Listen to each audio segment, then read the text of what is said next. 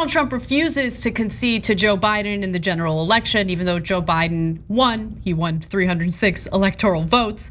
And so Trump's campaign lawyers have continued with some of these lawsuits in key battleground states. However, there's been some drama recently as these campaign lawyers have feuded with Rudy Giuliani. Drama as the White House turns.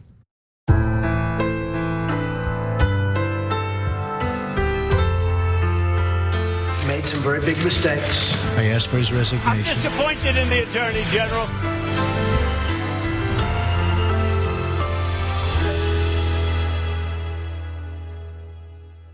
So as the Trump campaign has learned through dozens of lawsuits it's filed, it doesn't really have much evidence. They don't have much of a case in a lot of these arguments that they're putting forth. And so his lawyers are trying to reason with him.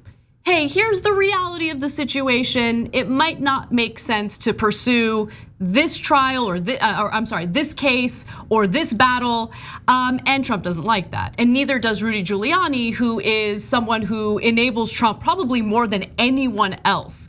And so as a result, Giuliani is not only getting involved in these various court battles, but he's bungling them and embarrassing the Trump campaign along with Trump campaign lawyers. CNN has more details on this. Let's watch.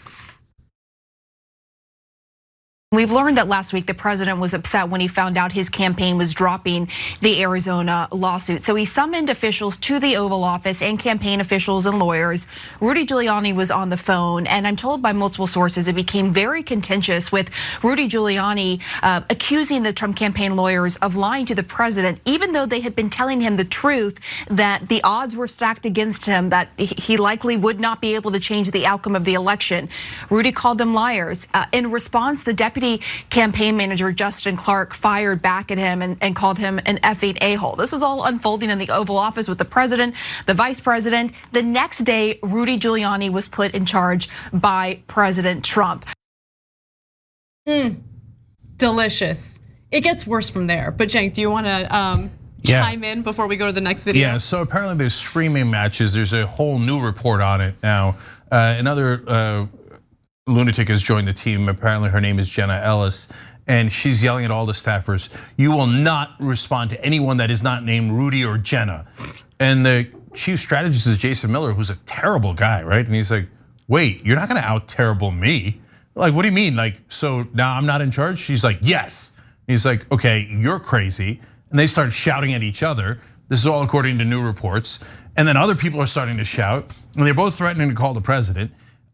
They're having a crazy off inside the White House. Whoever's craziest wins and gets the ear of the president. Why? Because the fish rots from the head down. They already had the first screaming match, and at the end of the screaming match, everybody's like, boy, man, Rudy was off the rails. Even the other nuts thought Rudy was off the rails. Trump at the end of the meeting goes, Rudy it is. He's bungled the case in Pennsylvania. But before I get to the details on that, I should note that Rudy Giuliani also committed perjury. So basically he has been suspended by the bar in Washington, D.C. as a result of failing to pay his dues. So he did commit perjury in the documents pertaining to the legal challenge that they brought forth in the Middle District of Pennsylvania. So there's that issue. And also when he was arguing in that case in Pennsylvania, he was making allegations that weren't even in the official complaint.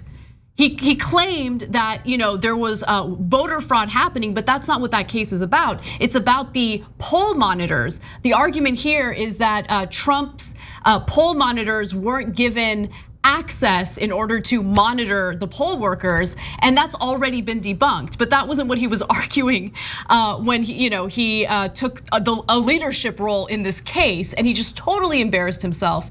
And so we have more details though on the conflict between Giuliani and the campaign lawyers. Cenk, did you want to jump in? Yeah, one quick thing, guys. So even at this late date, people are wondering like, well, is it three-dimensional chess by Rudy and Trump to go so over the top that they're just increasing their framing and it's part of a strategy, right? No, when you go into a court and you're arguing the wrong case, that is part of no strategy at all. where the judge is like, do you know what's in your papers? Do you have any idea what we're discussing today in this courtroom? That is not strategy. That is a person who is a certified lunatic with dementia or whatever he has, going around going, I'll show you we didn't commit murder.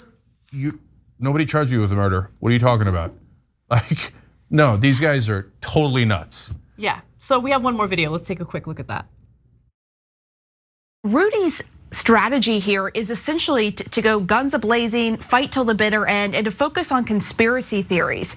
Rudy has been in the president's ear, pushing these conspiracy theories about election software made by the company Dominion and allegedly changing votes. There is no evidence to support this. Dominion's come out to refute it. US government officials have come out to refute it. There have been no cases filed, no evidence shown. But that is really where Rudy's focus is. And I'm told by sources that he's really been pushing that with Trump and making him think that there is a chance if he pushes, with these legal cases that really are just a long shot. The ones that are already happening right now are just a long shot. And we're already seeing some shakeup with Rudy at the helm now, Anderson. Today, there was the second set of lawyers who were replaced in the Pennsylvania case. And I'm told that that was directly related to Rudy.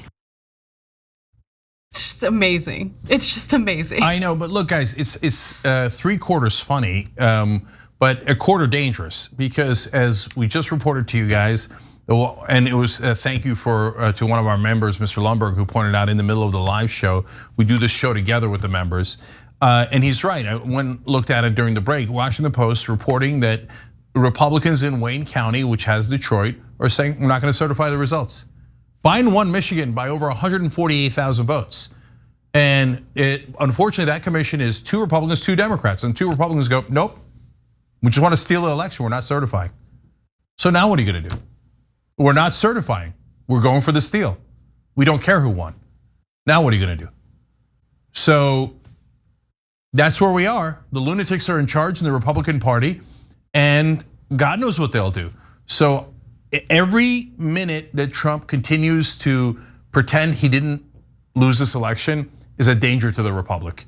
So, and it's not funny that the president of the United States is lying and trying to end our democracy, and that he has a certifiable insane lunatic running his legal team.